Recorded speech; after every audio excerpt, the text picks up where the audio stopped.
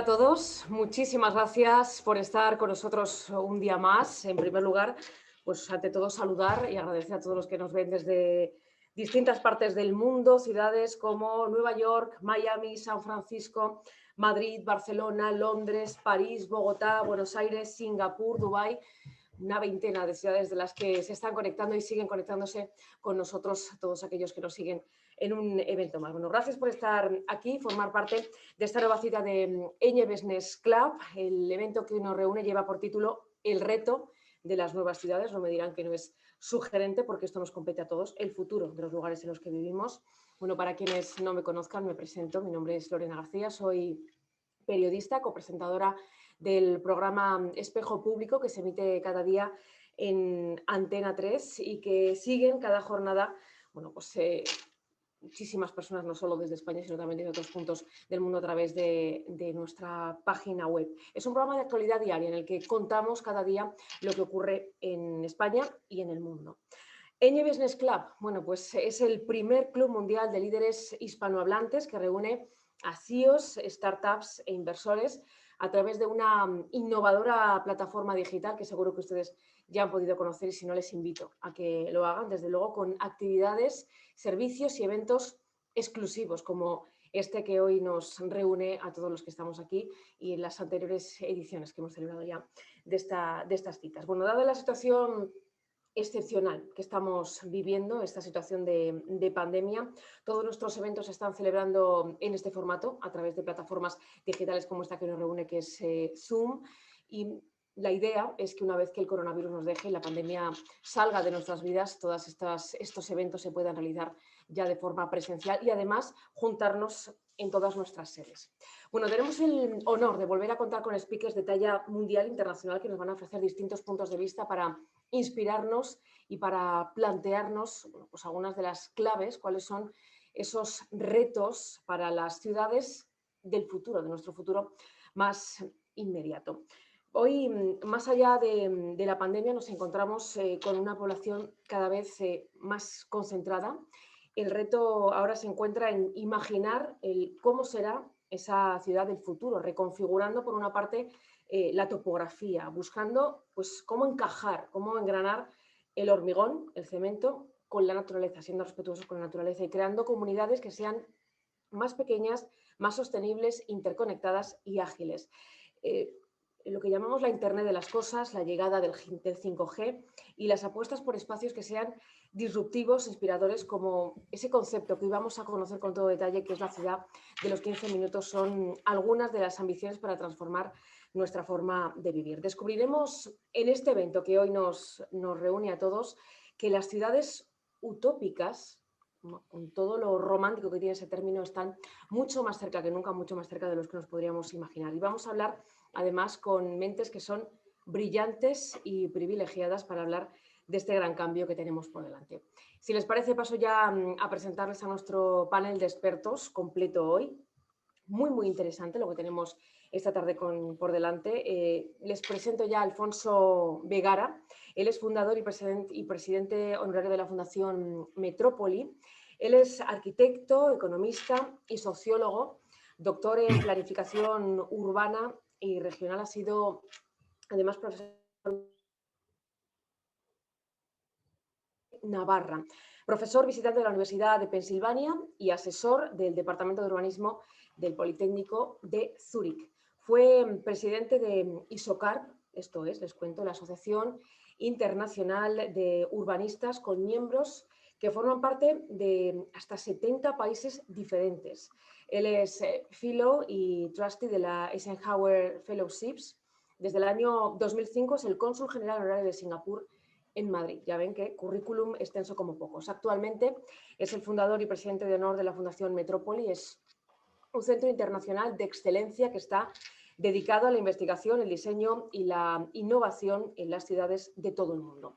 Esta fundación ha desarrollado una alianza con Microsoft para trabajar con la intersección que se genera entre la tecnología y el territorio, que de esto desde luego mucho tiene que hablar las ciudades del futuro. Ha sido premio por la ONU y por el Smart City Expo World Congress de Barcelona. Alfonso, un placer, bienvenido, muy buenas tardes. Mucho gusto, encantado. Eduardo López Moreno, él es director de investigación y construcción de capacidades de ONU Habitat. El doctor Eduardo López Moreno es jefe de conocimiento e innovación de ONU Habitat de la oficina con sede en Nairobi, en Kenia, y director interino para la oficina de México y Cuba. Previamente fue jefe del Observatorio Mundial Urbano y consejero en la oficina para África y los países árabes de ONU Habitat. Eduardo López Moreno cuenta con una trayectoria de más de 25 años de experiencia académica y profesional en los temas de política de desarrollo urbano y vivienda, reducción de pobreza, gobernabilidad y análisis institucional. Sus estudios incluyen un doctorado en geografía urbana en la Universidad Sorbona en París, un certificado de estudios universitarios en arquitectura para la Universidad de Guadalajara, en México. Eduardo, muy buenas tardes, bienvenido. Bueno, les presento también a Mónica Sgay, espero decir bien el apellido, Mónica, si no, corrígeme. Ella es fundadora y CEO del Urban Design Hub. Mónica lidera el Urban Design con más de 25 años de experiencia internacional en la Unión Europea, en Asia, en América. En este centro desarrolla el desarrollo sostenible de ciudades, territorios y comunidades con una visión amplia, estratégica y transformadora. Emprendedora, centrada en el liderazgo humanista, experta, ingeniosa, con capacidad para seleccionar y estructurar proyectos con gran impacto social, ambiental y cultural para los ciudadanos y también para el planeta, que tanto tenemos que mimar todos, poniendo su importancia a la par con el entorno económico y la articulación de alianzas público-privadas. Mónica, bienvenida, un placer. Gracias, Lorena. Buenos días, buenas tardes a todos. Es un placer estar aquí. Eso es, buenos días, buenas tardes, porque como nos siguen desde todo el mundo, desde luego hay que saludar en ambas franjas. Bueno, les presento ahora, un placer tener con nosotros esta tarde. Le agradezco especialmente que entendemos, la agenda de todos es complicada, pero entendemos que la de un señor ministro aún más, al señor ministro Carlos Eduardo Correa Escaf, ministro de Ambiente y Desarrollo Sostenible del Gobierno de Colombia, con 16 años de experiencia en el sector público-privado, con la innovación como eje principal de su carrera profesional. En el sector privado se ha dedicado a temas de marketing, innovación, transformación y base tecnológica, con una capacidad de liderazgo, comunicación y trabajo en equipo. Ha trabajado en diferentes países, ha trabajado en Estados Unidos, en Ecuador, en Venezuela. En el sector público ha trabajado principalmente, sobre todo, en gerencia, en desarrollo territorial, en planificación urbana y en la ejecución de proyectos de alto impacto social. Fue elegido mejor alcalde de Colombia. También participa en congresos internacionales de planificación, vivienda y buen gobierno y desarrolla herramientas de planificación urbana, educación, salud con base tecnológica. Señor ministro, muy buenas tardes. Muchas gracias, Lorena. Muy buenos días y buenas tardes a todas las personas que nos acompañan el día de hoy y a mis compañeros de panel también un saludo muy especial, a Alfonso, a Mónica, a Eduardo, hace mucho tiempo no lo veo, a todos. Qué bueno verlos, así sea de manera virtual, y espero que pronto pueda ser de manera presencial y darles un abrazo. Gracias. Desde luego, ese es el que vamos todos. Bueno, sigo con las presentaciones. Carlos Moreno, él es científico y profesor de la Universidad Panthéon-Sorbonne en París. Nació en Colombia, pero lleva ya muchos años en Francia, en París. Es un investigador de reconocido prestigio en el ámbito internacional y, como decimos, lleva prácticamente 40 años ya en Francia. Hoy es profesor asociado en la Universidad de París, en la Panthéon-Sorbonne, donde es el director científico de la cátedra Emprendimiento, Territorio, Innovación. Las contribuciones de Carlos Moreno son valoradas de forma internacional por su originalidad e incorporadas en múltiples proyectos de gobernanza local y transformaciones urbanas en Francia y en otros puntos del mundo, en todo el mundo. Es consejero de personalidades nacionales e internacionales y asesor especial de la alcaldesa de París, Anne Hidalgo. Su concepto de la ciudad de los 15 minutos, territorio de la media hora, que hoy vamos a conocer de lleno, nacido en París, ha dado la vuelta al mundo como un nuevo enfoque urbano y territorial con el cronurbanismo, la cronotopía y la topofilia. Sus trabajos tienen como objetivo el de promover la transformación de nuestro estilo de vida en los espacios urbanos y ofrecer soluciones a los grandes desafíos que tienen por delante nuestras ciudades, las metrópolis y territorios durante este siglo, el siglo XXI. Carlos Moreno fue condecorado con la Orden de la Legión de Honor en el año 2010 por la República de Francia y en 2019 recibió la medalla de la Prospectiva por la Academia Francesa de Arquitectura. Carlos, bienvenido, un placer. Buenos días. Perdón por el retardo, pero salgo de una reunión. Mucho gusto. Bienvenido, Carlos. Bueno, ya les he dicho al inicio de estas presentaciones que teníamos unos panelistas de auténtico nivel y desde luego ya lo han visto en estas presentaciones que no va a defraudar lo que tenemos por delante y que seguramente nos va a aclarar a todos cómo van a ser esas ciudades en las que vamos a vivir en un futuro que ya está aquí. Bueno, imagino que por la pandemia todos nos hemos familiarizado 100% con este tipo de plataformas como Zoom, la que nos reúne. Solo recordarles que tienen un chat justo debajo de las pantallas en las que, a través de las que pueden comunicarse entre todos ustedes. También está activada la pregunta-respuesta, pueden plantear todas las preguntas, les podrán ir respondiendo los panelistas, pero además, al finalizar el evento, vamos a hacer una ronda con algunas de las preguntas que podamos recoger y lanzárselas también a nuestros panelistas una vez que terminemos esta mesa. La funcionalidad de levantar la mano la tenemos totalmente desactivada y para sus cálculos el evento terminará aproximadamente a las 7.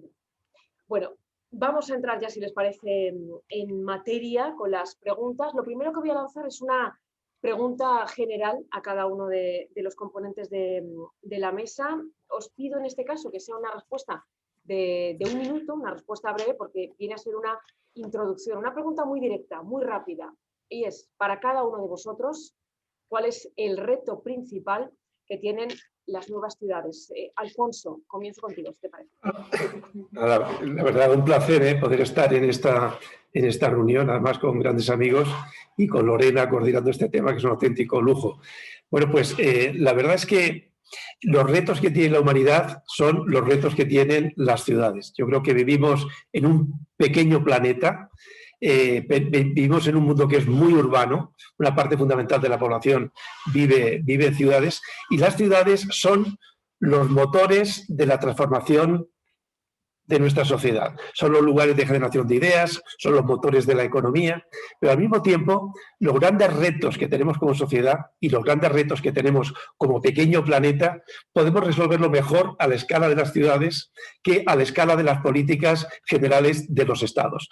Por eso, grandes temas como la lucha contra la pobreza, los temas de la inequidad, los temas de las migraciones, los retos de cambio climático, todas estas cuestiones, desde mi punto de vista, se pueden abordar mucho mejor a la escala de las ciudades, trabajando con los ciudadanos, trabajando a esta escala de gobernanza que a otras escalas. De ahí el reto, digamos, de estas ciudades que seamos capaces de construir en la etapa pospandemia, que básicamente van a ser las nuestras mejoradas, yo creo que tienen fundamentalmente estos grandes retos que no son pocos.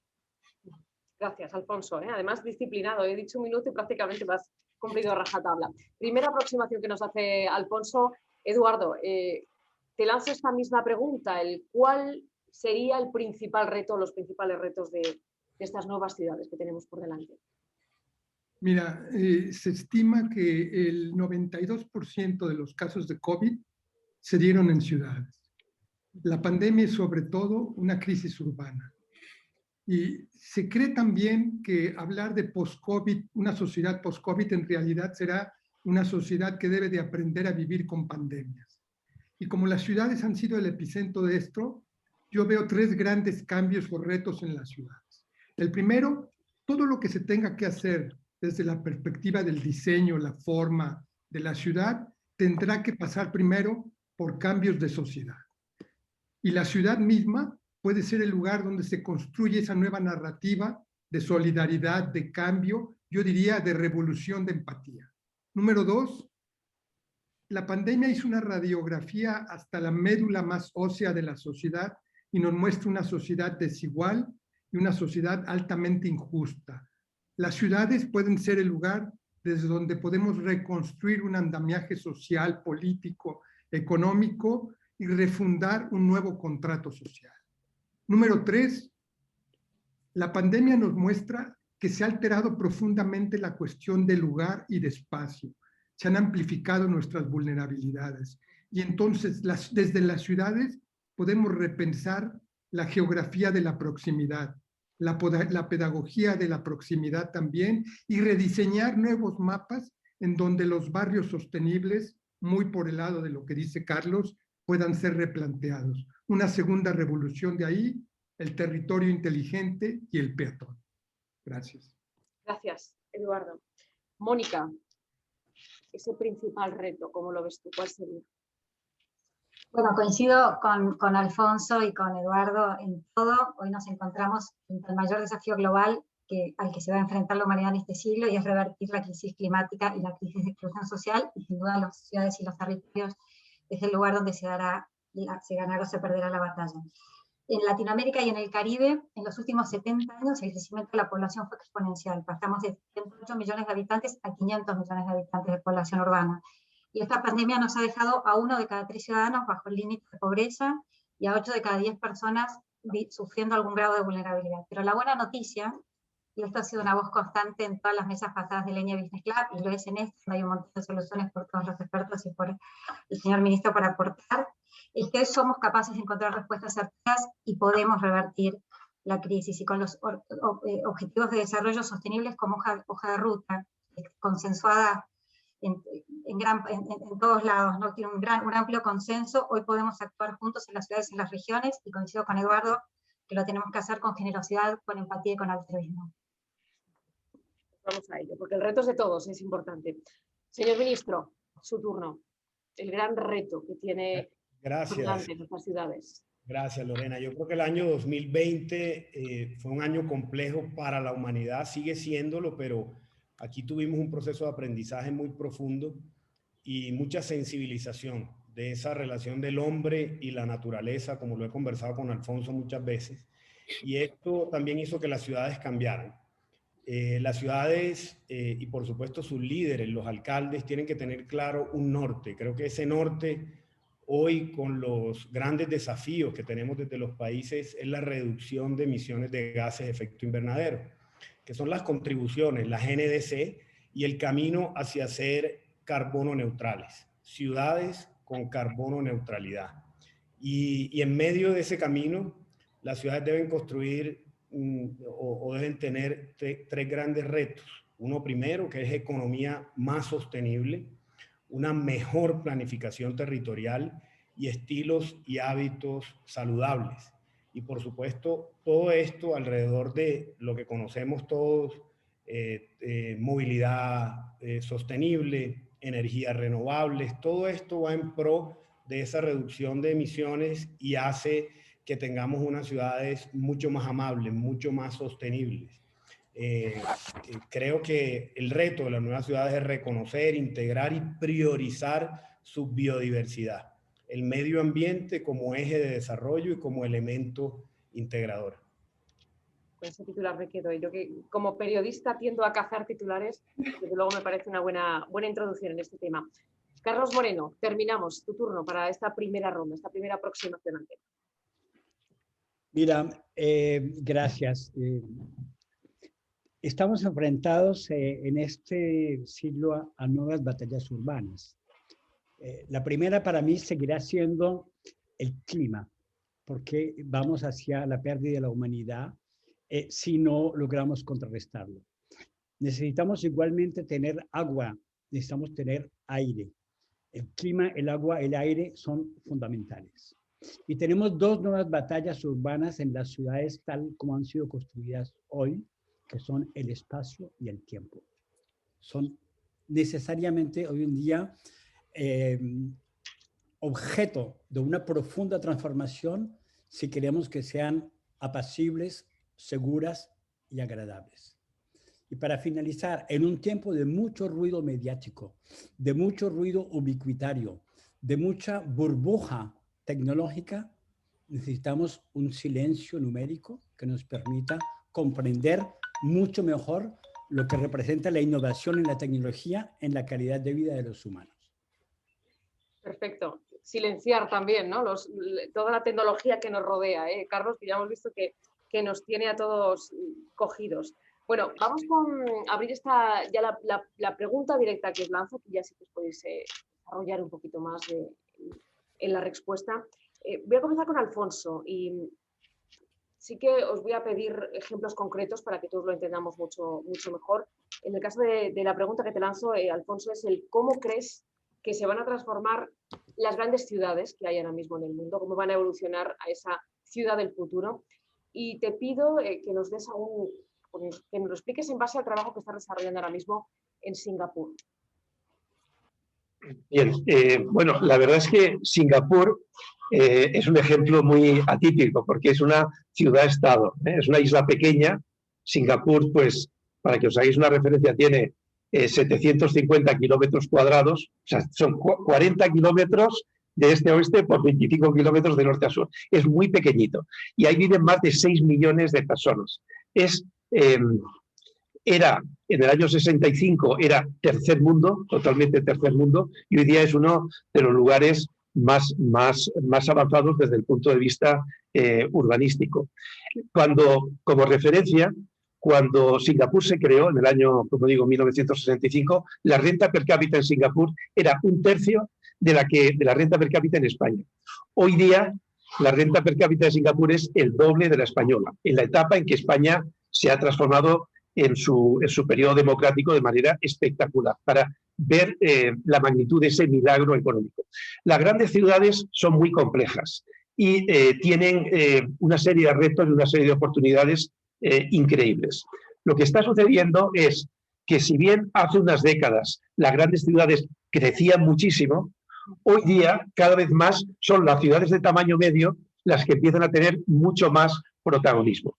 De hecho, hay ciertas estimaciones que nos hablan de que la contribución al Producto Bruto de la economía mundial de las ciudades de tamaño medio, en menos de 20 años, va a pasar de ser el 11% a ser el 37%. Es decir, las ciudades medias, el policentrismo, ciudades que conectadas unas con otras en unos territorios más amplios, creo que va a ser un escenario mucho más habitual en el futuro de las grandes ciudades. Nosotros a estas estructuras policéntricas les llamamos diamantes territoriales, por la metáfora de lo que es un diamante con puntos, líneas y superficies, pues la misma metáfora para estas estructuras policéntricas. Yo creo que la experiencia de Singapur y cómo Singapur ha planificado el futuro no es un ejemplo replicable con facilidad en otros entornos, porque uno de los grandes problemas que tienen las grandes ciudades es la dificultad de la gobernanza, porque son muchos municipios, hay muchos niveles de gobierno, hay muchas competencias sectoriales, entonces tener proyecto de futuro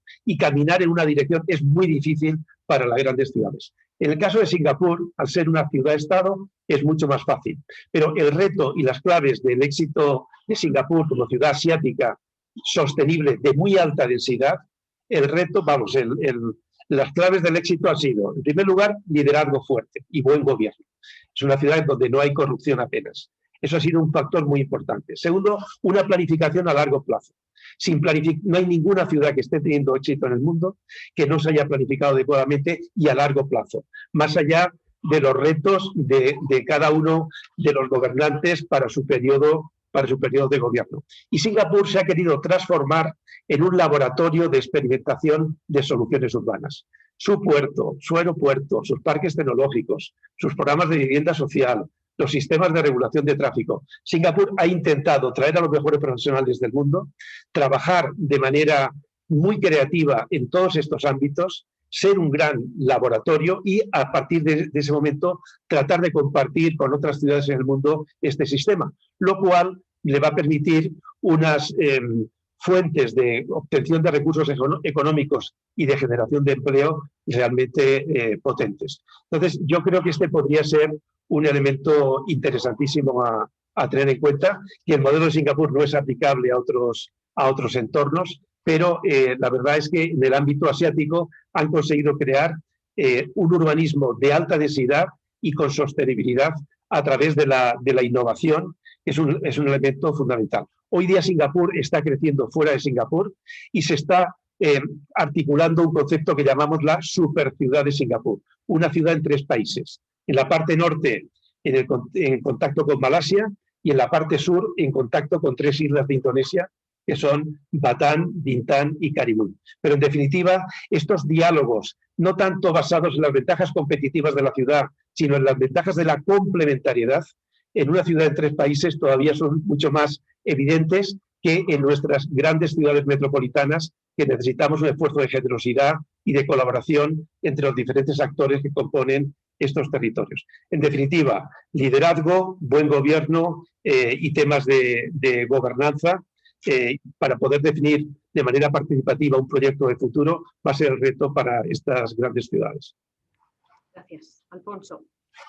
Eduardo, Curro, a ver, hablamos de, bueno, pues partiendo de esa trayectoria que tienes y de esa experiencia concreta en estos asuntos, ¿cuáles crees que son las claves, podríamos definirlo así, para que una ciudad sea más próspera que otra, viendo el mapa del mundo? ¿Qué es lo que hace que haya ciudades que asciendan por encima de otras?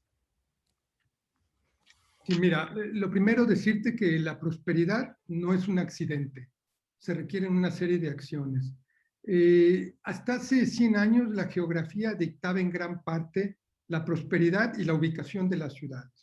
70-80% de las ciudades del mundo estaban en cuerpos de agua, costas, deltas, etc. Hoy día, la última vez que ONU analizó eso, ecosistemas como montañas o valles ocupaban la misma parte que las ciudades en las costas. Es decir, la prosperidad se ha movido geográficamente porque hubo tecnología, innovación, infraestructura, etcétera, y aparecieron nuevos elementos que dictan qué hace que una ciudad sea más próspera que otra.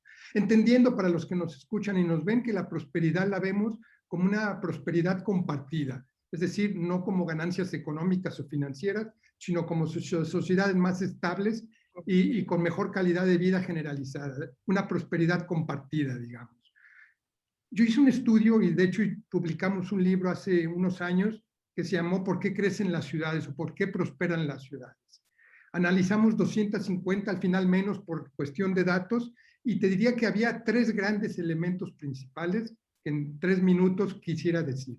El primero, y es interesante verlo, las ciudades más prósperas del mundo se encuentran casi siempre en regiones prósperas. Dicho de otra manera, la prosperidad es una prosperidad regional. Y cuando hay enclaves de prosperidad aislada en ciertas regiones, el caso de Cancún en el Caribe mexicano, tienden a generar muchas externalidades negativas alrededor, en el medio ambiente, etc. ¿Por qué en la región? Porque las ciudades prósperas se conectan con otras regiones, un poco con ciudades medias, cambian de escala, etc. Fíjate en este dato.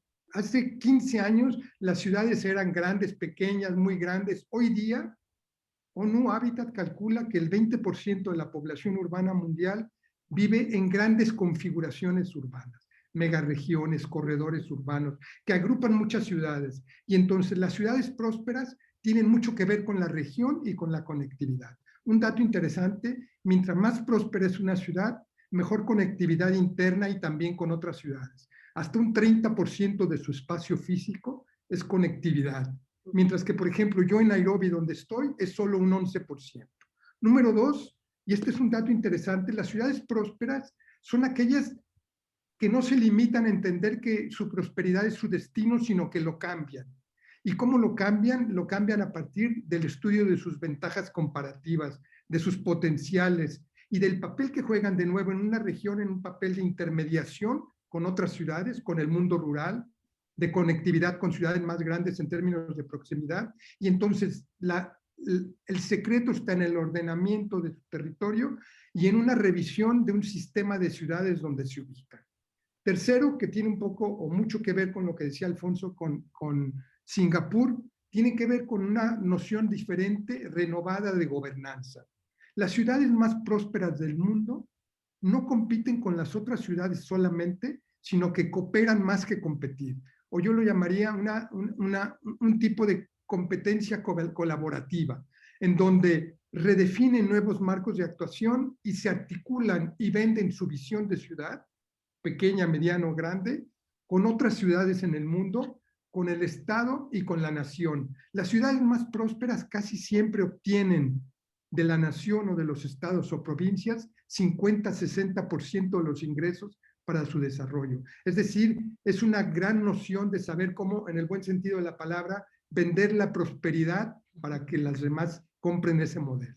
Y decirte, y acabo con esto, que una ciudad próspera no es siempre una ciudad más grande. Hay ciudades prósperas pequeñas, medianas y también muy grandes. Tiene más que ver con los elementos que acabo de mencionar. Gracias. Prosperidad llama a prosperidad, Eduardo, vaya, de alguna manera, ¿no? Importante. Mónica, hablamos de la vivienda, que esto es fundamental, ¿no? Obviamente, el dónde viven los ciudadanos y las ciudades y la importancia que tiene la vivienda como motor de la inclusión en las ciudades. A ver si podemos hablar de ejemplos concretos, hablando, por ejemplo, de lo que ocurre en Goya, en Argentina. Mónica. Dentro de los retos presentes y futuros de las ciudades, la vivienda tiene un gran potencial de ser un elemento que coopere en el desarrollo de comunidades resilientes, inclusivas y prósperas, como estamos planteando en esta mesa. Me gustaría compartir con ustedes una propuesta urbana integral que diseñamos para la ciudad de Goya en Corrientes. Creo que va en el chat un link para que tengan alguna imagen mientras hablo. Y también definir inclusión social como inclusión a una vida plena.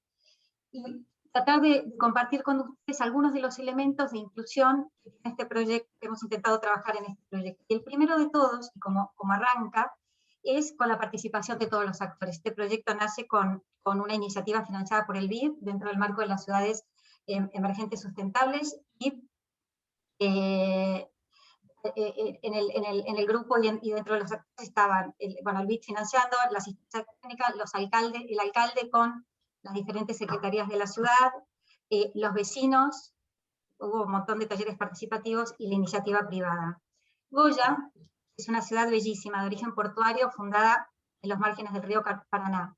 Y es conocida como la Petit París por el patrimonio cultural que tiene, está rodeada de un entorno natural privilegiado, tiene un gran atractivo turístico, pero sufre grandes inundaciones, tanto por la crecida del río Paraná, como por fuertes episodios de lluvias. Entonces aquí agregamos un segundo componente a la inclusión, que es la seguridad, ¿no? Estar en terrenos fuera de riesgo o permitir pasar los episodios de inundación lo más rápidamente posible. Y el proyecto incluye un 60% de áreas verdes y espacios públicos que permite el drenaje natural de las aguas y la rápida recuperación frente a la lluvia. E inclusión está directamente relacionada con diversidad. El proyecto incluye 2.500 viviendas, de las cuales un 60% es vivienda social, un 20% es vivienda asequible y un 20% es un mix de vivienda de alto y medio standing. Y otro componente vital para la inclusión a una vida plena son los equipamientos, las infraestructuras y los servicios urbanos. Y más aún, aquellos que fomenten la creatividad, la innovación y el emprendimiento. Y aquí sumamos otro ingrediente más, que son los proyectos comunitarios. Un 50% de las áreas verdes son huertos urbanos. Esto permite una muy buena relación y creación de comunidad, pero además apoya la mejor nutrición de las familias y permite abastecer a un mercado barrial de alimentos. Y los bajos están destinados tanto a comercio de proximidad como a viviendas productivas. Y ahí teníamos un objetivo que planteamos entre todos, que fue intentar una vivienda, un puesto de trabajo. Este concepto de vivienda productiva es en sí mismo un verdadero motor de inclusión social del que podemos aprovecharnos mucho más. El último componente, para terminar, no sacar más tiempo, es la flexibilidad. Tanto la flexibilidad de la vivienda, tanto la capacidad de adaptación a los diversos cambios de componentes en la familia, como en relación a las nuevas necesidades funcionales. Y esta pandemia, de hecho, nos ha exigido a nosotros nuestras viviendas de un día para otro y simultáneamente se conviertan en escuelas, en oficinas, en gimnasios, en hospitales cuando cuidamos a alguien, ¿no? Asistiendo a nuestros enfermos, y esto sin duda repercutirá en la configuración de las ciudades y de las viviendas. Lorena, yo creo que la vivienda como motor de inclusión a una vida plena es aquella que se ofrezca generosa a los ciudadanos y aquella que propicie comunidades proactivas. Y para que esto sea posible, tenemos que trabajar todos juntos, los gobiernos, los fondos multilaterales, la iniciativa privada y especialmente ciudadanos, cada vez más conscientes y cada vez más comprometidos. Gracias, Mónica. Bueno, y en todo esto, en estas ciudades en las que queremos vivir en el futuro, obviamente juega un papel fundamental el medio ambiente y el cómo integremos eso que decíamos al principio, ¿no? El hormigón con la parte verde tan fundamental en nuestro planeta. Y esa es la pregunta que le lanzo al señor ministro, el cómo conseguir integrar el medio ambiente en las ciudades o que las ciudades se integren de forma respetuosa con el medio ambiente. Usted además con su experiencia creo que nos puede hablar mucho, ¿no? de cómo conseguir ese objetivo, que es fundamental en la supervivencia del planeta, vaya. Lorena, la naturaleza no necesita del hombre para vivir. El hombre necesita de la naturaleza. Y ahí es donde está el gran reto y es ver cómo se integra el hombre y la naturaleza.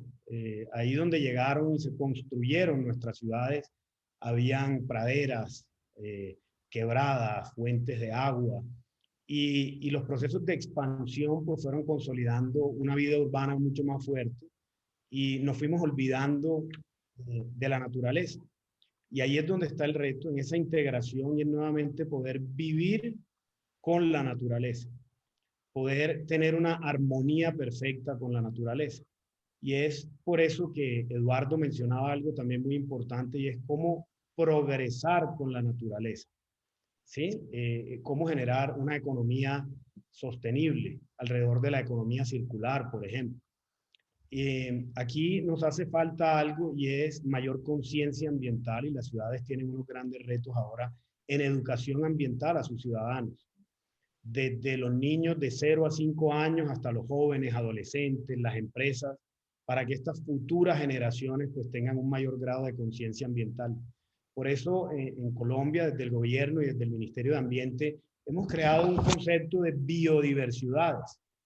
Y es cómo las ciudades pueden garantizar el bienestar, la equidad, la inclusión social al reconocer los beneficios de la biodiversidad, fomentar un desarrollo bajo en carbono y contribuir a la adaptación y a la resiliencia al clima que lo estamos viviendo en todos los sitios. España lo vivió hace poco con una nevada que quizá nunca haya visto. Colombia lo vivió hace poco con el paso del huracán Iota por Providencia, por primera vez, un huracán categoría 5.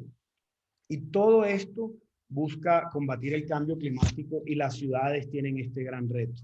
Creo que ahí al interior de las ciudades tenemos ríos, tenemos espacio público, tenemos árboles y la forma de integrarla es con la mayor conciencia ambiental del ciudadano. Yo que tuve la oportunidad de ser alcalde, aquí es donde uno puede ver que no es solamente construir espacio público, no es solamente la planeación territorial, sino el diálogo con la gente, de la ciudad y la gente, es lo que verdaderamente hace que podamos construir una biodiversidad. Y si generamos esa mayor conciencia ambiental en los líderes, que hoy son los alcaldes de las ciudades, vamos a poder llegar a eso. Y lo vemos aquí con los diferentes modelos que ha hablado Alfonso, Mónica, Eduardo y Carlos, con toda esta filosofía nueva de una mejor calidad de vida en las ciudades, con las ciudades de los 15 minutos. Pero eso se hace de la mano con la gente. Entonces ahí es donde debemos trabajar. Armonía del hombre y la naturaleza en las ciudades. Muchísimas gracias, ministro. Carlos, voy precisamente con ese concepto, el de la ciudad de los 15 minutos, que nace en París de alguna manera de tu mano, pero que se ha extendido ya a todo el mundo. ¿Por qué crees que es un modelo de urbanismo transformador y por qué tenemos que seguir un modelo así? Mira, Lorena, este concepto de la ciudad de los 15 minutos, el territorio de la media hora, que es su gemelo para las medianas y bajas densidades, la vida en la ciudad y en los territorios de proximidades, es un éxito mundial y efectivamente se ha desplegado en el mundo entero y es un orgullo y un placer ver tanta solicitación de tanta parte, porque estamos hoy en día necesitando una nueva narrativa urbana, porque necesitamos tener respuestas concretas y realizables frente a los desafíos que estamos viviendo. Primero, el cambio climático. En realidad, este concepto yo lo modelicé y lo formalicé hace 5 años cuando hubo la COP21 en París, como una respuesta en el momento en que había la negociación entre los estados y el encuentro convocado por la alcaldesa de París, 1000 alcaldes por el clima, que hicimos con mucho éxito aquí. Y en este momento yo planteaba la necesidad de dar una respuesta diferente a las emisiones de gas carbónico, no tanto con ingeniería para ir más lejos y más limpiamente, sino preguntándose por qué tantos desplazamientos, cómo cambiar nuestro modo de vida, cómo respetar nuestros recursos y cómo crear calidad de vida, intensidad social y creación de valor económico. Nuestros trabajos hoy en día son mundiales porque la pandemia llegó mostrando la pertinencia de la vida en las proximidades, porque la alcaldesa de París, Ana Hidalgo, de quien soy no solamente amigo, sino además consejero especial, adoptó esta estrategia antes de la pandemia y la pandemia vino a corroborar que necesitamos cambiar nuestro modo de vida. Esta doble convergencia ante el clima y ante la pandemia muestra que las proximidades son fundamentales para cuestionar la relación entre el espacio y el tiempo. Que nuestras ciudades sean grandes, pequeñas, metrópolis, hipermetrópolis, hiperregiones, necesitamos hoy en día que la calidad de vida responda a 6 cosas fundamentales que cada cual tiene que tener en su territorio. Habitar en condiciones dignas, trabajar lo más cerca posible, aprovisionarse en circuitos cortos, tener acceso a la salud física y mental, tener acceso a la educación y la cultura y poder descansar. Esos 6 elementos hacen parte de lo que hemos construido como ontología urbana, basada en 4 pilares de vida: ecología, bajo carbono; proximidad, mejor utilizar nuestros recursos; solidaridad intergeneracional y de género; y participación ciudadana para involucrarse localmente. Hemos producido un modelo de ciudad policéntrica basada en algo fundamental, sin el cual la ciudad de los 15 minutos o el territorio de media hora no podría convertirse en una realidad, que es la gobernanza por el bien común. El bien común, Elinor Ostrom, Premio Nobel de Economía, 2009, los bienes materiales o inmateriales que, saliendo de la economía de la especulación, contribuyen en una economía de mercado a mejorar el bien, el interés general, el bien de todos. Nuestra visión lleva esos elementos con el bien común, produciendo instancias administrativas y financieras que pueden manejar esa proximidad que lo llamamos la proximidad feliz, la proximité heureuse, happy proximity. Entonces, esa nueva narrativa urbana permite a corto plazo producir transformaciones sin tener que hacer inversiones millonarias, optimizando lo que ya existe. Cronourbanismo, un cambio de vida en el ritmo urbano que tenemos para no hacer largos movimientos pendulares. Cronotopia, utilizar mejor de una manera polifuncional lo que ya existe.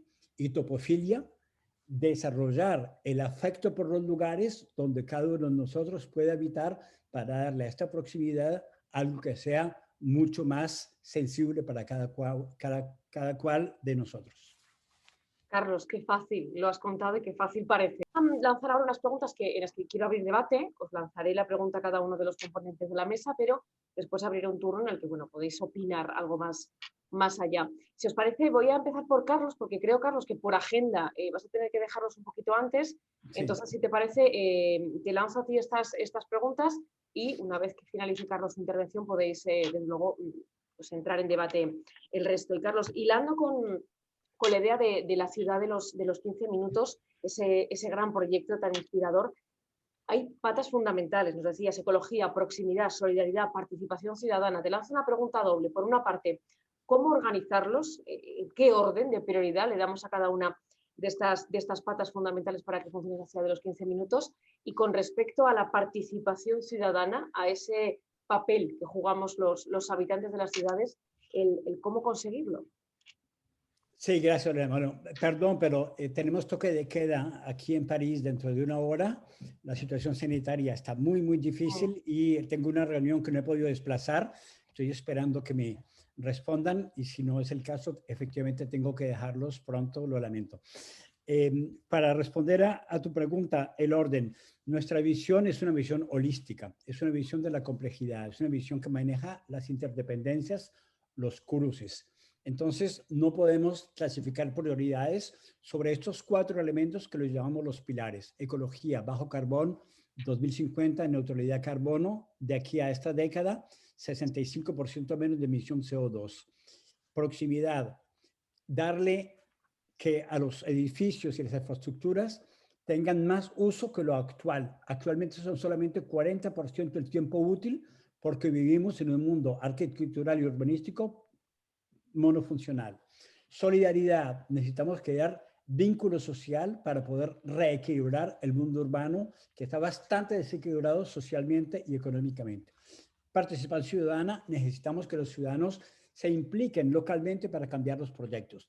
La seguridad y la limpieza, 2 elementos mayores de las ciudades en cualquier parte del mundo, no es una cuestión ni de policías, ni ejército, ni armas que se coloquen, ni de tecnologías para limpiar las calles. Pueden colocarle lo que sea. Mientras no haya nuevas urbanidades y nuevas culturas urbanas y mejores convivencias y una democracia que permita a cada cual expresarse sin que lo desaparezcan o sin que lo acallen, sin que lo metan en la cárcel, no se podrá cambiar el rumbo de las cosas. Por eso la participación ciudadana es indisociable de democracia participativa y de transparencia.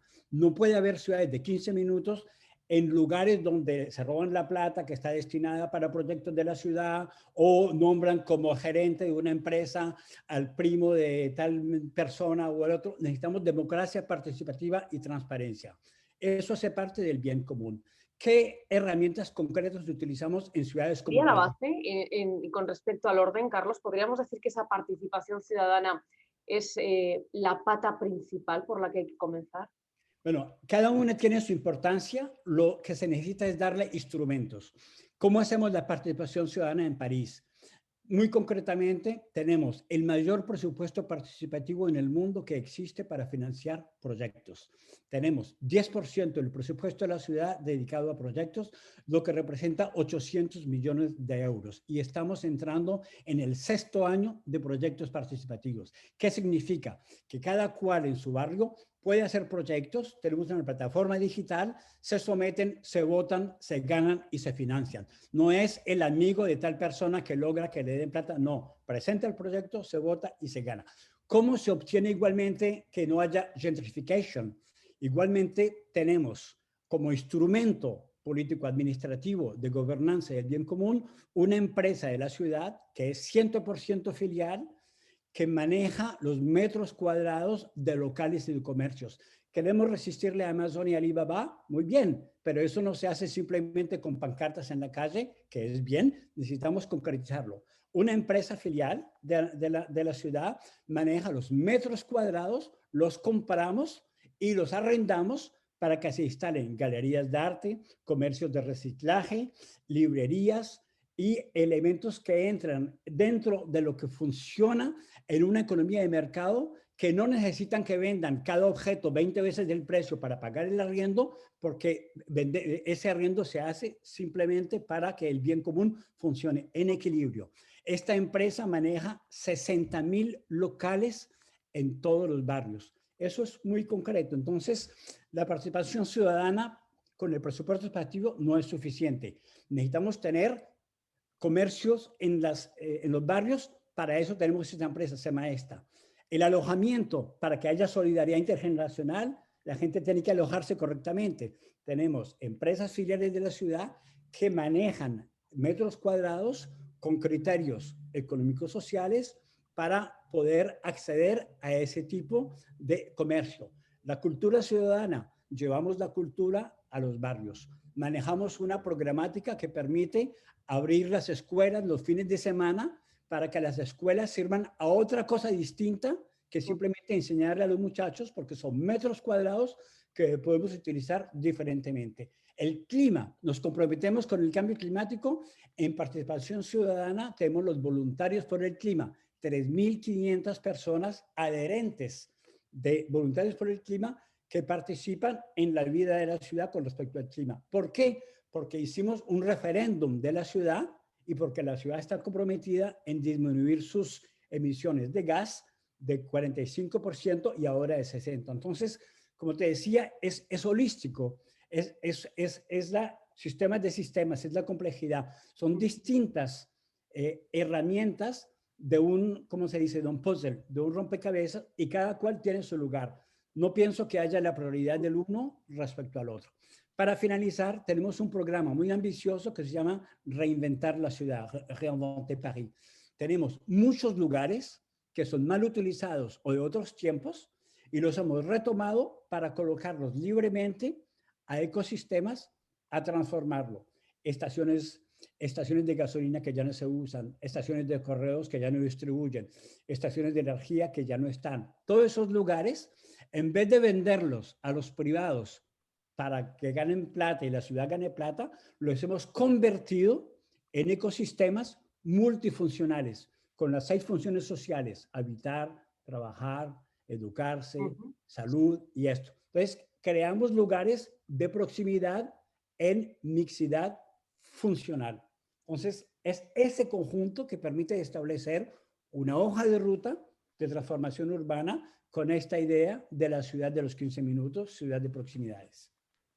Y lo mejor de todo esto que nos cuenta Carlos es que no es una utopía, que ya se está produciendo esto es en París, por ejemplo. O sea, que cuando quieran los llevo a visitar, lo hacemos. Eso es lo bueno, existe, ¿no? Que, por animar, ¿no? Y que es posible conseguirlo. Carlos, muchísimas gracias. Abro debate. ¿Alguien que quiera rebatir algo que ha comentado Carlos o sumar alguna reflexión? No sé si Alfonso o Eduardo, que estáis despinchados. Eduardo, dime. Mira, he seguido de cerca el modelo que Carlos plantea, que ONU Habitat completamente apoya. Me gustaría, en la idea de un debate, preguntarle cómo hacemos en todas aquellas ciudades del mundo. Doy un dato para justificar lo que voy a decir. El 75% de las ciudades del mundo en los últimos 20 años crecieron más desiguales, no más iguales. Y entonces, ¿cómo hacemos para que estos 15 minutos y estos 30 minutos de territorio funcionen cuando las ciudades están evolucionando a enclaves que concentran oportunidades y barrios y lugares que concentran desventajas? Entonces, esos 15 minutos, ¿cómo se articulan cuando la estructura física, la estructura social y económica está creando una gran partición? Me gustaría que, seguramente ya le han preguntado a Carlos, nos dijera cómo se formula esa respuesta. Querido Eduardo, sí, claro, tienes toda la razón y esto es un placer verte cada vez. UN Habitat es uno de nuestros partners, tenemos una relación muy, muy estrecha y aprovecho para agradecerte el término, el apoyo de UN Habitat en todo este proceso. Para responder cortamente, tienes toda la razón, querido Eduardo. Las ciudades son profundamente desiguales, es un elemento casi que intrínseco, ¿no? Es una desigualdad que es ligada igualmente al modelo socioeconómico en el que vivimos, ¿no? Que es un modelo productivista, basado en la producción masiva, la consumación masiva, y la desigualdad ha sido una desigualdad triple, ¿no? Económica, ecológica y social. Y esa desigualdad concierne a todas las ciudades, incluyendo ciudades como París, incluyendo su casco urbano. La ciudad de París es profundamente desequilibrada. Los barrios ricos al oeste, la gente trabaja al oeste, los barrios pobres en el norte y en el este, los barrios de ejecutivos en las afueras de París a 30 kilómetros mucho más al este, la clase media en el sur. Es un ejemplo muy concreto de lo que pasa aquí en París, sin hablar de ya los problemas de informalidad que existen en América Latina o en África, que conocemos bastante bien. Entonces, nosotros lo que planteamos con este paradigma de la ciudad de las proximidades es igualmente proponer una hoja de ruta que permita igualmente crear unos nuevos equilibrios. Concretamente en París en estos momentos estamos transformando la ciudad para suprimir la desigualdad que hay entre trabajar en el oeste y vivir en el este, creando nuevos perímetros multifuncionales. A nivel de la metrópolis de París, estamos hablando de 7 millones de habitantes, nuestro proyecto es una metrópolis policéntrica. Estamos haciendo de los grandes trazados de ejes de movilidad, en particular los trenes y el transporte público. Estamos construyendo lo que le llamamos los perímetros polifuncionales. Los perímetros polifuncionales son áreas que van de 100 metros a 2 kilómetros, en los cuales reinstalamos la sociabilidad que llamamos completa: habitación, trabajo, salud, educación en particular. Es un proceso que no se hace en 6 meses, es un proceso que dura varios años, pero que tenemos que recomenzarlo. El tema es lo que decía Alfonso, ¿no? Un policentrismo funcional. De acuerdo, Carlos, muchísimas gracias. Gracias. Bueno, continuamos con estas preguntas y quiero lanzarle ahora la pregunta al señor ministro. Y la pregunta es muy clara, es ¿qué diálogos se deben establecer las ciudades o los gobiernos para asentar realmente este cambio en las grandes urbes? La comunicación entre administraciones, vaya, para que estos cambios sean realmente efectivos. Bueno, Lorena, aquí hemos visto algo y creo que todos los compañeros lo han mencionado en todas sus intervenciones, y es el medio ambiente y la gente. En todas han estado ahí, en la prosperidad, en la calidad de vida, hablamos de la carbono neutralidad, y por eso hoy en Colombia particularmente, y lo que estamos viendo en el mundo es que estamos viendo nuevos modelos de desarrollo basados en la sostenibilidad. Es importante, pues, desde mi experiencia como alcalde, siempre todo el trabajo que hicimos en la construcción de la visión de largo plazo de ciudad fue de la mano con la gente. De la mano con la gente haciendo talleres, de la mano con la gente conversando en las calles, de la mano con la gente y los niños en las instituciones educativas. De hecho, Alfonso nos ayudó muchísimo en la construcción de la visión de largo plazo de nuestra ciudad, y siempre uso sus palabras: hay ciudades con proyecto y hay ciudades sin proyecto, y para construir ese proyecto de ciudad tenemos que mantener una comunicación y un diálogo con los ciudadanos, que son los que verdaderamente saben cómo quieren vivir. El tema es que hay que guiarlos y llevarlos, pues, por un camino. Ahora, desde el ministerio y como ministro, pues esto me ha permitido tener un diálogo mucho más horizontal con los territorios y llegar también a las comunidades, llegar a las ciudades de la mano con los alcaldes y de la mano con las comunidades, y hablando hoy desde el ministerio con las comunidades indígenas, con las comunidades afro, que tienen una cosmovisión totalmente diferente a la que tiene un ciudadano de una capital, de Bogotá, de Medellín o de París o de Madrid. Entonces, ese relacionamiento y ese diálogo horizontal es el que nos permite verdaderamente construir un cambio. Y ahora, luego de la pandemia, creo que tenemos que construir un diálogo educativo y de conciencia mucho mayor. Las ciudades tienen que desaprender para volver a aprender muchos hábitos que no estaban acostumbrados. Cómo ir a la casa o al trabajo en bicicleta, cómo reciclar, cómo implementar la economía circular, que es reusar, reducir y reciclar. Y hoy estamos en un programa también precisamente de establecer diálogos con los ciudadanos desde los niños, con un programa que se llama Nativos Ambientales. Y así como hoy vemos que un niño de 3 años le entregan un celular y a los 30 minutos está en YouTube, hoy también estamos viendo eso mismo con la sensibilidad que tienen los niños en materia ambiental y de sostenibilidad. Entonces, el diálogo tenemos que bajarlo hasta los niños, hasta las ciudades, manejarlo de manera horizontal, y algo muy importante, bajar también el lenguaje, porque este lenguaje que hablamos nosotros aquí el día de hoy, de la carbono neutralidad o la GNDC o la planeación urbana, lo entendemos o lo puede entender el 1 o el 2% de la población. Tenemos que comenzar a tener un diálogo horizontal y ampliarlo al 98% de los ciudadanos. Y esta es la forma como podemos generar mayor conciencia. Cuando hablamos de la economía circular, pues difícilmente hoy es un concepto que pueda entender todo el mundo. Y por eso tenemos que llegar a decirle que tenemos que reusar, tenemos que reducir nuestros residuos y que tenemos que reciclar. Entonces tenemos un gran reto en ese diálogo territorial que es bajar el lenguaje y hacer un lenguaje horizontal. No sé si, señor ministro, según habla, si está de acuerdo en que en ese bajar al ciudadano, que realmente forma una parte fundamental de las ciudades que queremos todos para el futuro, entra también el hacerle participar en esos proyectos, el hacerle formar parte de los proyectos, que las ciudades no es algo que se diseña desde los ministerios, desde los ayuntamientos, desde los gobiernos, sino que ellos forman parte importante, el implicar al ciudadano. Y le pregunto precisamente el cómo devolver a los ciudadanos las ciudades, conceptos como el río, ¿no? Las ciudades que cuentan con un río, que puedan disfrutar, hacerles participar en ese modelo de ciudad que tienen ellos.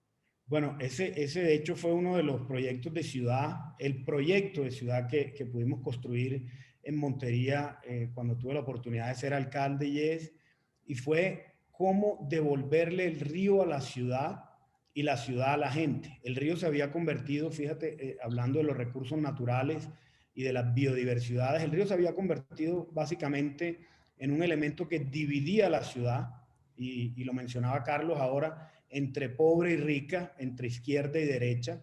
Se había convertido en una amenaza porque siempre que estábamos en épocas de lluvias o teníamos grandes inundaciones, el río era una amenaza.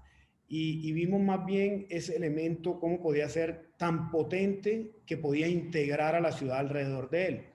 Y este elemento fue el que finalmente le dio a la ciudad la capacidad de entender esa relación del hombre y la naturaleza, pero también de una mejor planeación urbana, también de una movilidad más limpia y sostenible alrededor de las ciclorrutas que pudimos construir, alrededor de construir un transporte público masivo en el río, que hoy se llama Bucinú, y también de una conciencia ambiental de por qué cuidar la biodiversidad, pero también por qué sembrar árboles. Hoy, por ejemplo, en Colombia tenemos una meta de sembrar 180 millones de árboles, a pesar de que las ciudades son las que menos territorio tienen para sembrar árboles, pues estamos haciendo un trabajo para generar conciencia ambiental, porque si bien ahí está el 60% de la población, tiene también que cuidar el 90% del territorio que está allá en la ruralidad.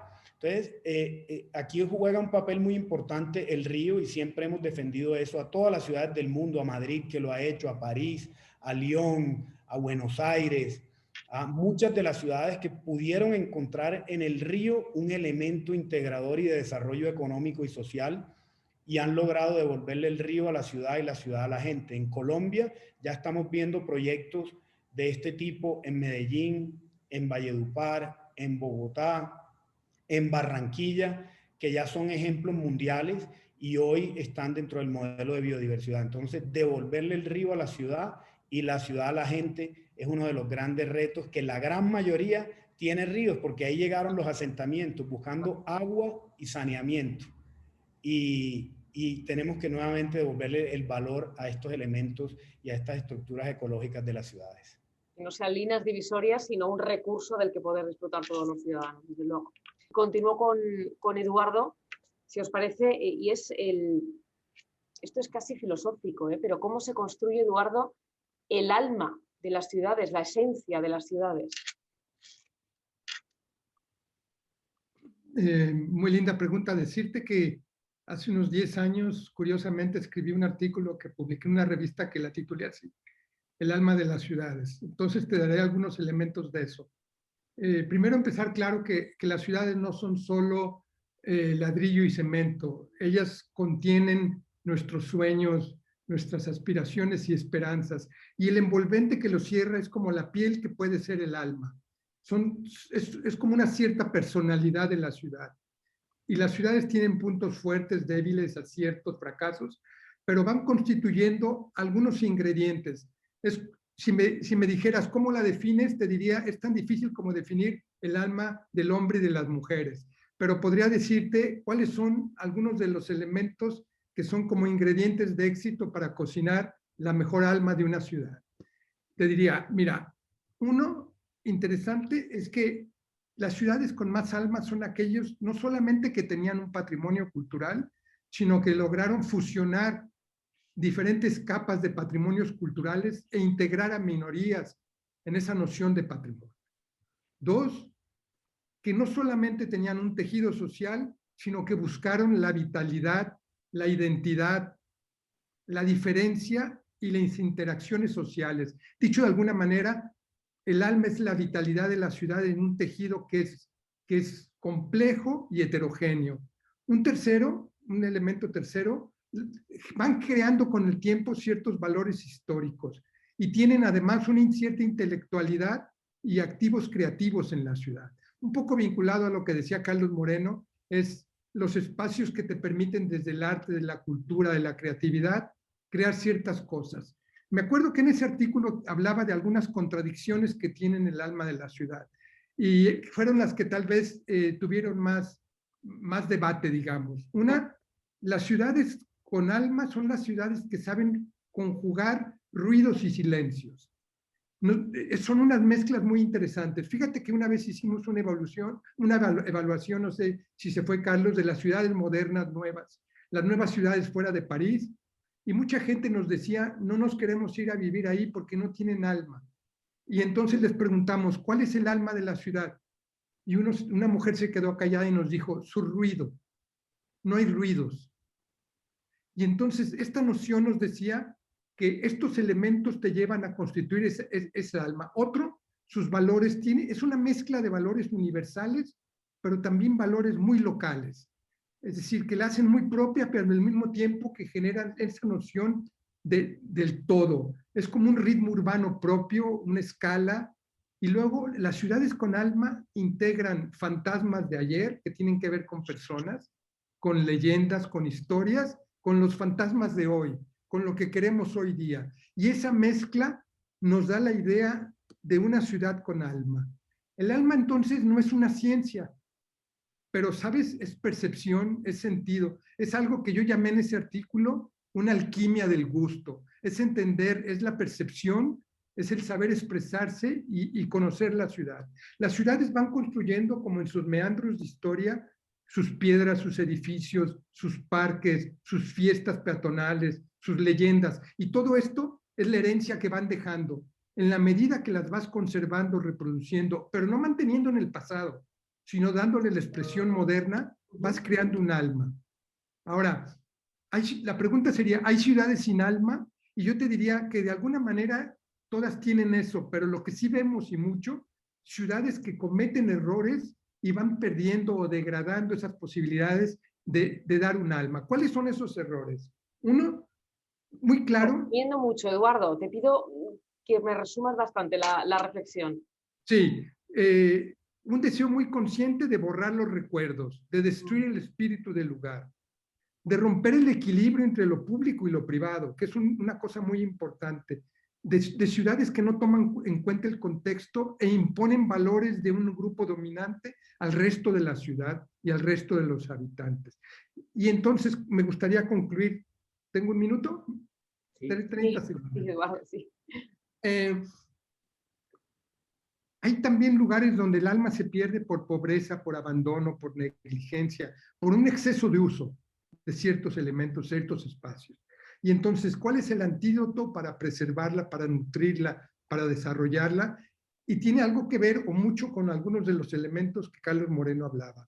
Saber ajustar escalas, trabajar desde el barrio, el más pequeño, y de ahí a la ciudad, la metrópoli, y cambiar y utilizar diferentes escalas. Resistir a las presiones de convertir a la ciudad en lo moderno, en los cánones internacionales que la hacen aburrida e impersonal. Es rescatar memorias colectivas, pero actuales, que la gente joven y todos, los migrantes, se identifican con ellas, y la creatividad. Y entonces llego al último punto. Si el alma fuera una ciencia, tal vez la pudiéramos medir. Y entonces, como tal, hablaríamos de renovarla y restaurarla. Y si la medimos cosas muy, muy sólidas, su habitabilidad, su estabilidad, su capacidad de inclusión, su calidad de vida.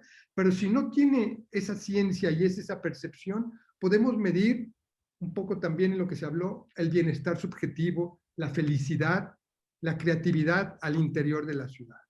Y las ciudades con alma generan esos espacios endógenos en donde lo local empieza a tomar valor y en donde empiezan a generar nuevas economías de escala y de desarrollo, muy desde el seno de la propia cultura y el desarrollo. Estar a gusto al final en un sitio te hace estar inspirado, ¿no? Y el querer estar y bueno, pues fomentar allí todo tipo de iniciativas. Gracias, Eduardo. Mónica, te lanzo a ti esta pregunta, y es el cómo conseguir, incidiendo en la idea de esa vivienda, el conseguir que la vivienda sea sostenible, y cómo conseguir que sea asequible para todos los segmentos de la población. Mira, me encanta que hagas esta... ¿Se escucha bien, no? Sí, perfecto, Mónica, perfecto. Me encanta que hagas la pregunta de cómo la hacemos asequible y cómo la financiamos. Y es porque no, en este contexto de debate, porque me gustaría escuchar la opinión de varios, porque no tengo una respuesta precisa. Pero sí, todos recordamos hace unas semanas en el ENIE Business Club la mesa de impacto. Y yo creo que es en el ecosistema de impacto donde podemos tomar nuevas fuerzas y dar respuesta a esta demanda, a esta gran demanda que tenemos de vivienda social y de vivienda asequible. Y por ejemplo, según datos del BID, en la región de Latinoamérica y el Caribe, un 17% de la población reside en barrios informales, y un 30%, y la demanda de vivienda alcanza un 37%. O sea, estamos hablando de 185 millones de personas. Y en el camino al impacto, como hablábamos en la mesa el otro día, el primer paso es no dañar, el segundo generar algún impacto social o ambiental, pero lo que verdaderamente se entiende por inversión de impacto busca llegar a necesidades desatendidas y busca aportar nuevas soluciones. Y en esto aparecen nuevos actores que tienen mucho para dar. Los filantrópicos dispuestos a dar capital semilla, emprendedores sociales que exploran nuevas soluciones, inversores de impacto que aportan alta capacidad financiera, fondos multilaterales que llegan ahí con una financiación a mayor riesgo o asistencia técnica a fondo perdida, y finalmente el rol principal es el de los gobiernos, que son los que tienen que generar las condiciones para recibir esta financiación complementaria y poder cumplir los objetivos de desarrollo sostenible al 2030.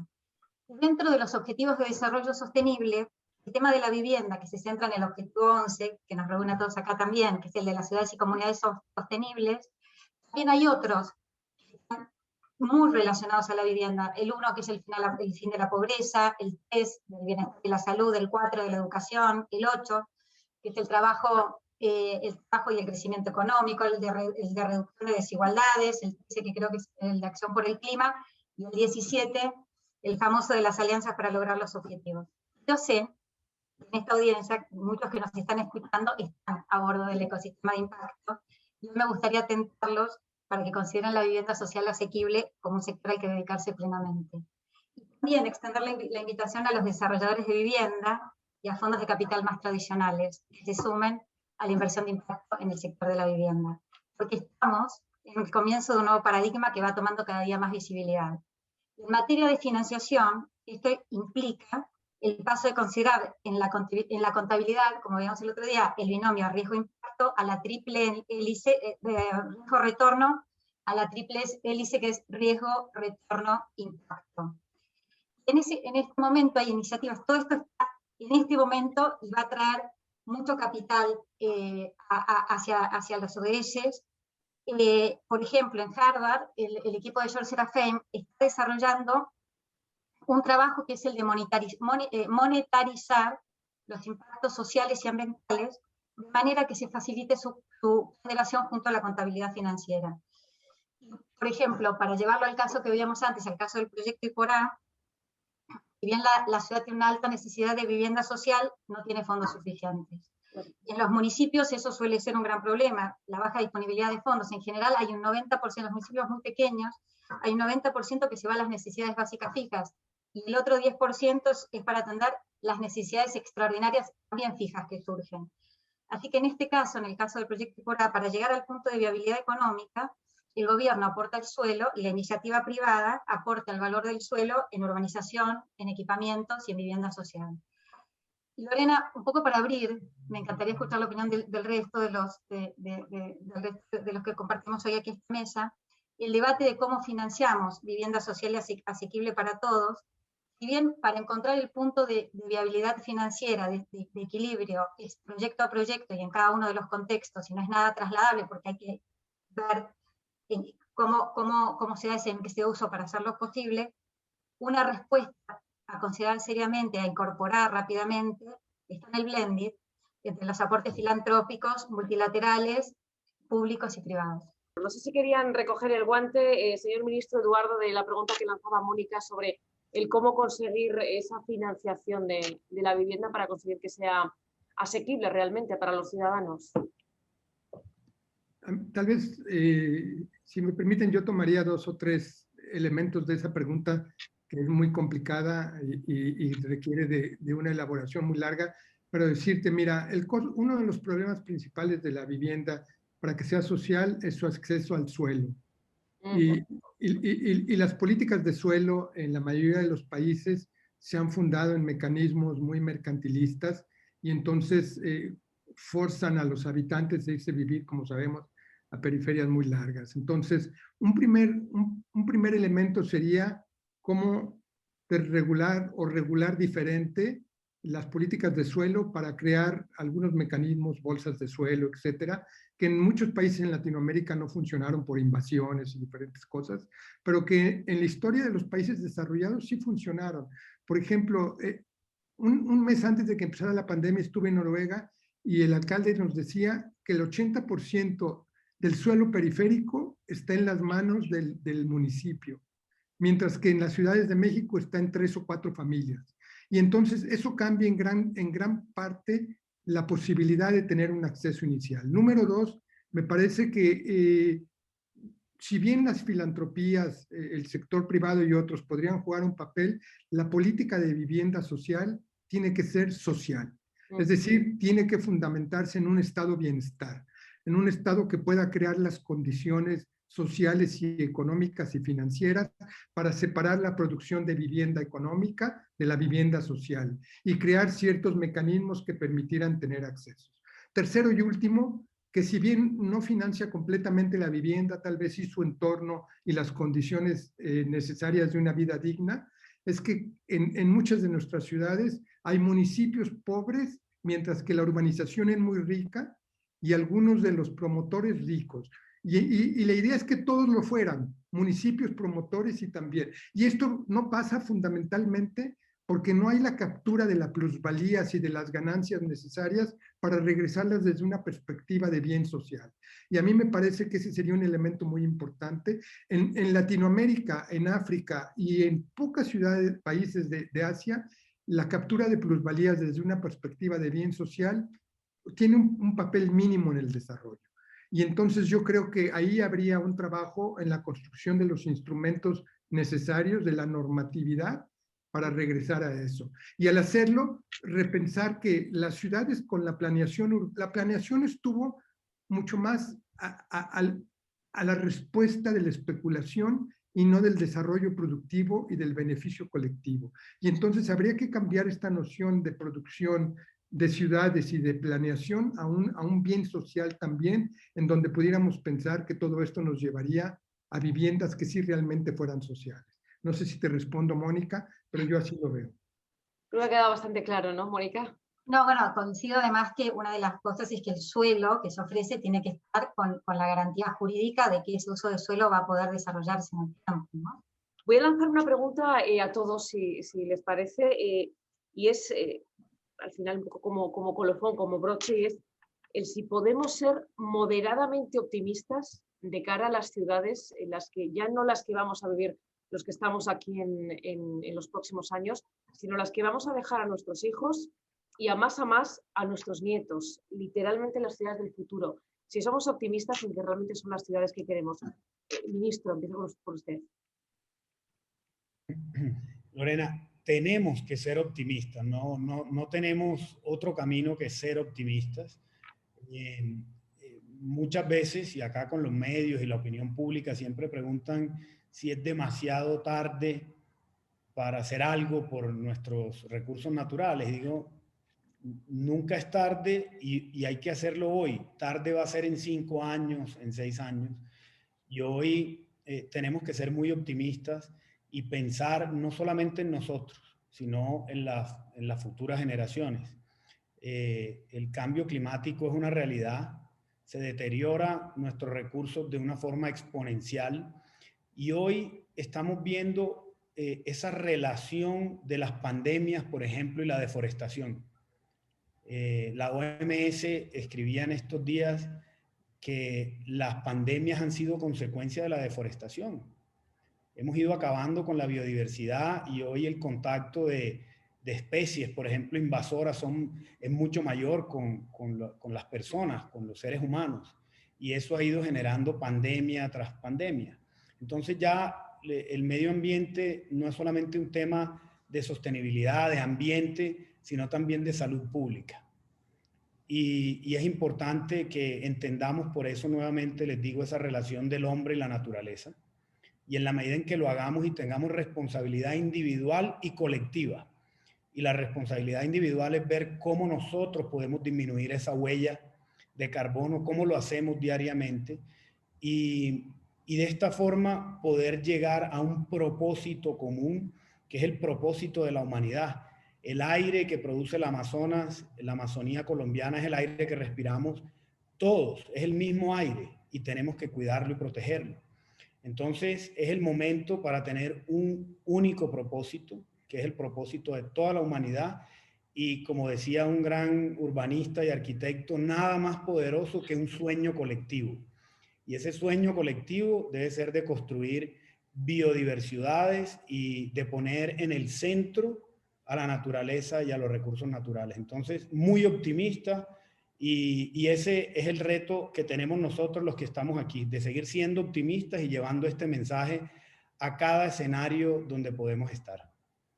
E implicando, que eso me ha encantado, esa idea, ¿no? De implicar a los ciudadanos en estos proyectos. Mónica, optimismo también por tu parte. Bueno, en el medio de este panel y con todo lo que hemos escuchado y aprendido, es difícil no ser optimista, pero para ser realistas, el escenario tendencial, tanto en lo social como en lo medioambiental, está en un punto no muy lejano de no retorno. Y lo que tenemos, las respuestas están, es posible trabajar sin tregua y poder ganar esta gran batalla.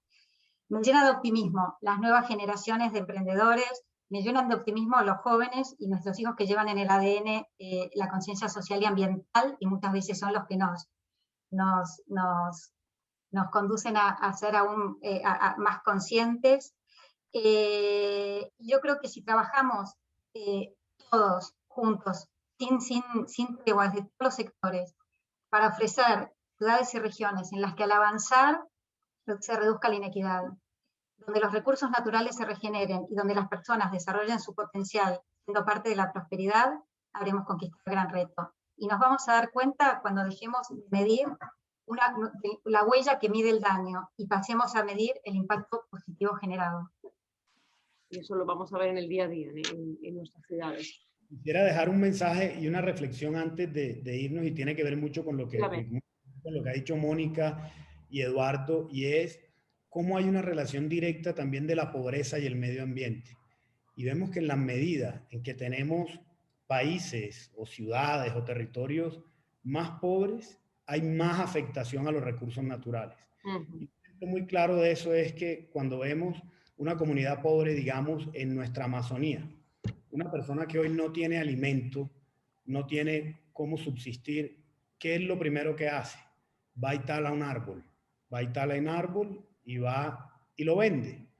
Es un ejemplo claro de cómo la pobreza y el medio ambiente tienen una relación, y es por eso que no solamente podemos vivir pensando en cómo vamos a hacer la construcción de un mundo mejor, sino muy especialmente en algo que decía Eduardo, es cómo reducir la pobreza en el mundo. Por eso siguen los ODS siendo tan importantes, y desde todos los países tenemos que trabajar muchísimo para la reducción de la pobreza, que inmediatamente vamos a ver esto en un impacto positivo en nuestros recursos naturales. Alfonso, y te voy a lanzar esas dos preguntas que tenía reservadas para ti, te las voy a lanzar las dos en una, porque además es muy, muy interesantes, y es si nos puedes enumerar algunas de las que para ti son las ciudades más innovadoras del mundo. Y luego te pregunto sobre Madrid, sobre cómo ves el Madrid dentro de 10 años y cómo ves Madrid dentro de 50. Maravilloso. Bueno, pues la verdad, esto es como preguntarle a un hijo que tiene una familia numerosa cuál es el más listo, el más guapo, el que más quiere, ¿no? Porque muchas ciudades, a su manera, son muy innovadoras. En el mundo desarrollado, en el mundo, digamos, en vías de desarrollo, el tema de la singularidad de la ciudad y su creatividad es muy importante. A mí me han llamado mucho la atención históricamente algunas ciudades que han sido espectaculares. Por ejemplo, Curitiba, en América Latina, en el año, quiero recordar, 1992, en la cumbre de Río, fue declarada capital ecológica de Brasil.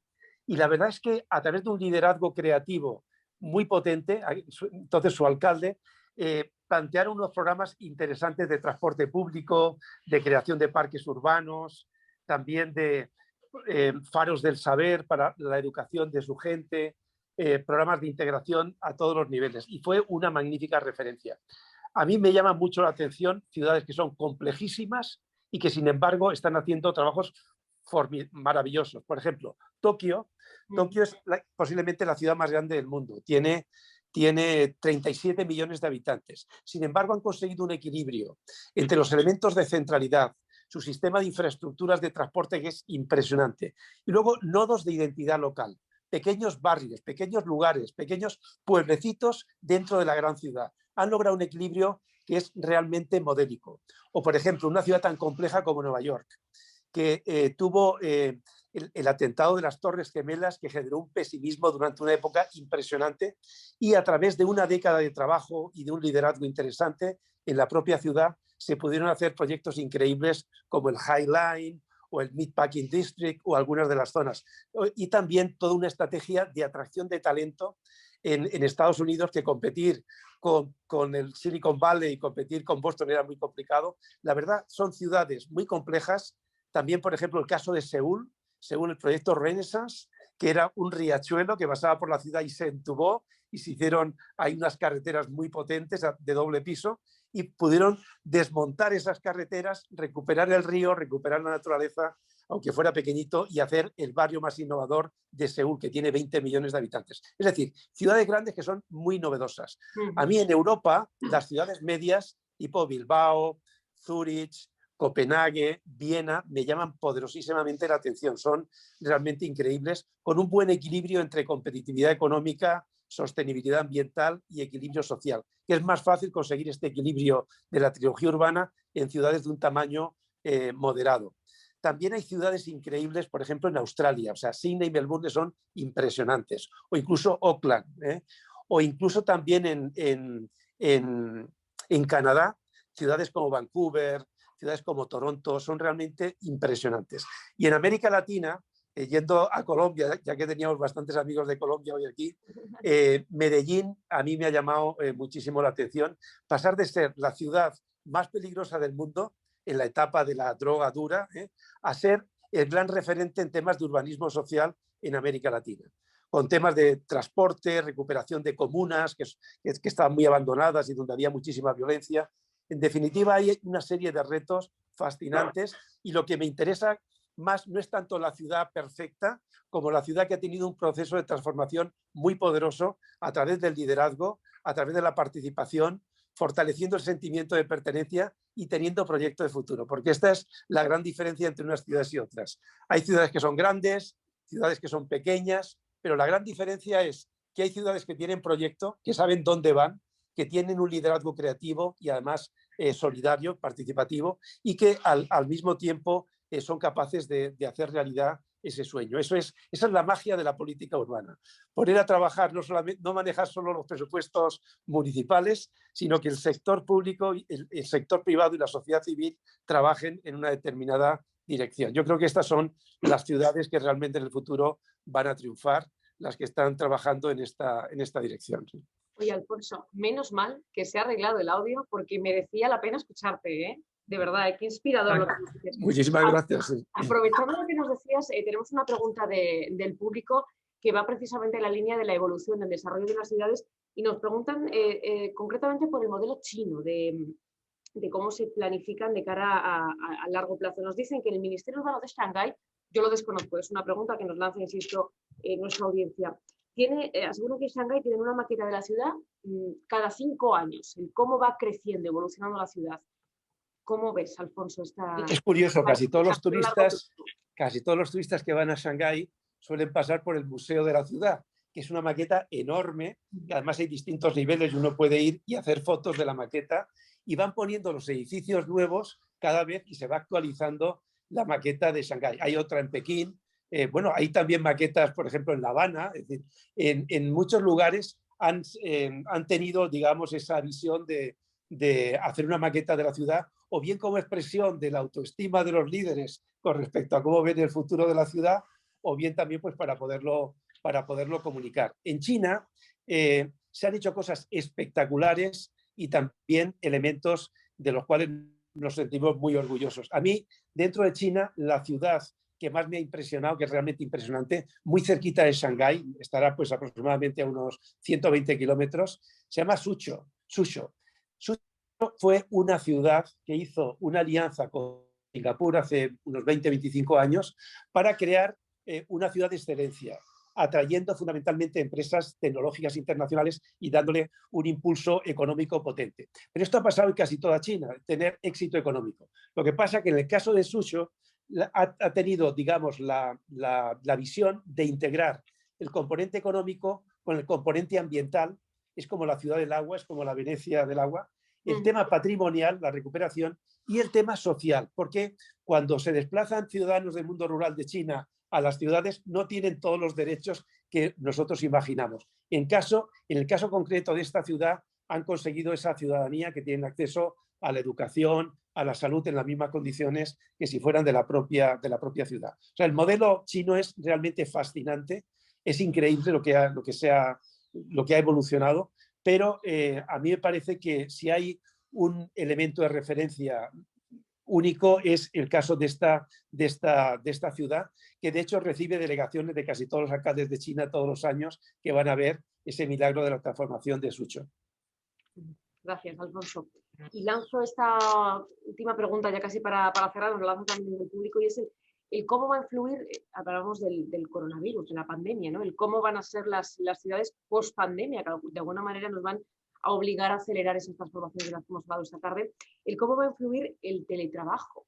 Es cierto, hay países que están muy acostumbrados al teletrabajo y otros que por el coronavirus se han tenido que adaptar a marchas forzadas y en un año ya somos casi todos expertos en teletrabajar. ¿Cómo va a influir todo esto? El hecho de poder vivir en España, no dicen en este ejemplo concreto quien nos pregunta, y trabajar en Estados Unidos.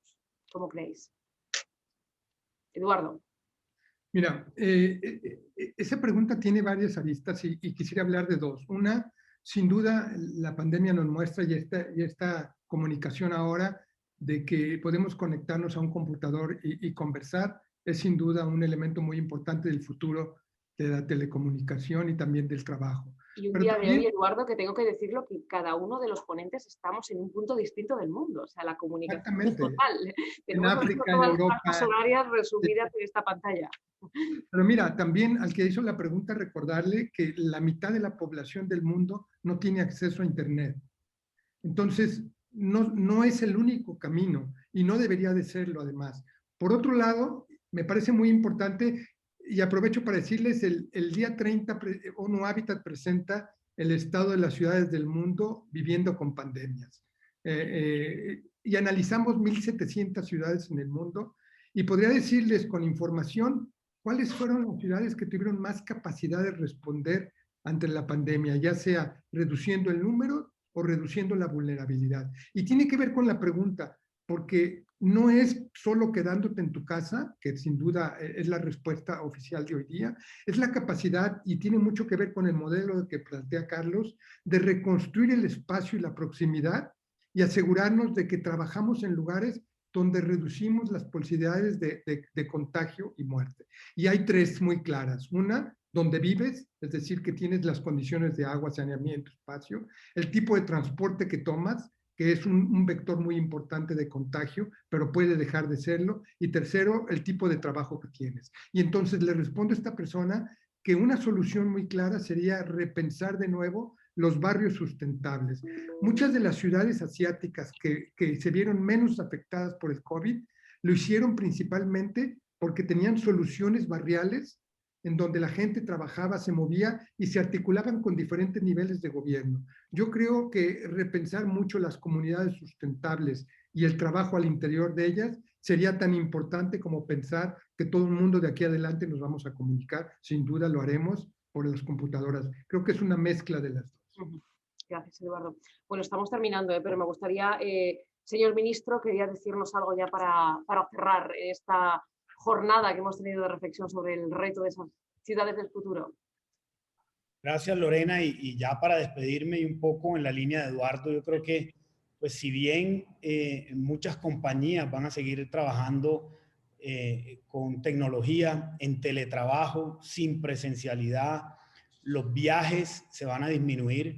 Creo que las líneas aéreas también tendrán que replantearse muchísimo. Mira lo que pasó, por ejemplo, en Nueva York. Más de 800,000 personas se fueron de New York durante la pandemia y bueno, muy posiblemente regresarán otras, pero muchas de estas personas que salieron durante la pandemia encontraron nuevas opciones, una mejor calidad de vida. En el caso particular de Colombia, en Bogotá, en Medellín, en casi todas las ciudades, la gente comenzó a comprar casas y viviendas afuera de las ciudades para no estar en las ciudades, sino tener un mayor contacto con la naturaleza, pero al mismo tiempo porque hoy las empresas les están dando la posibilidad de hacer teletrabajo.